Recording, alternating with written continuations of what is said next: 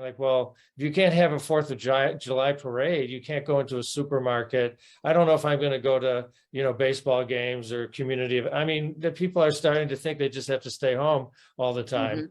And, well, that's not the answer. Yeah. Right. So, it's understandable, but, that's not the answer. Yeah. It's I don't know. understandable. Yeah, for Yeah. sure. Yeah. I, as we were beginning to chat about this, I still keep hearing in my mind, I mentioned I listened to Frederick Douglass's Descendants, Yes. read parts of his, What to the Slave is the 4th of July. Yes. And out of the mouth of this young, I don't know, maybe 14-year-old who talked about, the 20-year-old talks about feeling exhausted by why can't we get past this hate, right? These inhumane ways of treating each other, and just how exhausting this person felt at 20 years old.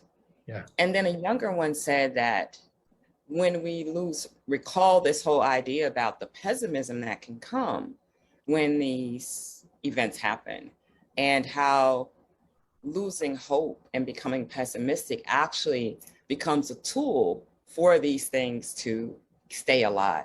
That's right. Right.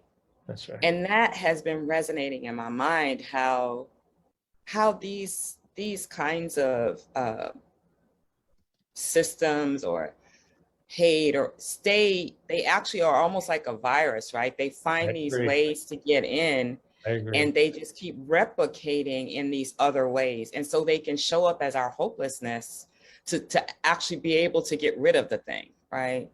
So I absolutely think it's something we have to keep considering. And like you, I keep bringing myself back to what I know and believe, what helps me sustain myself, and my belief in the fact that what we're really doing is building a better world, and that I have to keep coming back to, so how can I in this moment build better?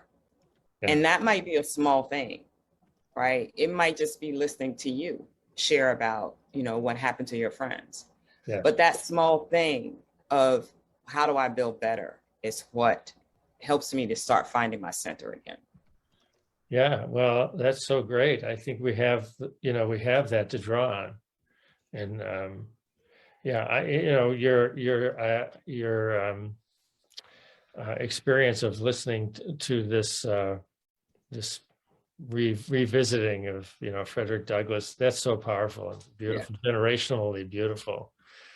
And I mean, so we can get, we can find ourselves so buried in hate, in reaction to hate, and there's no end to that. It just doesn't end.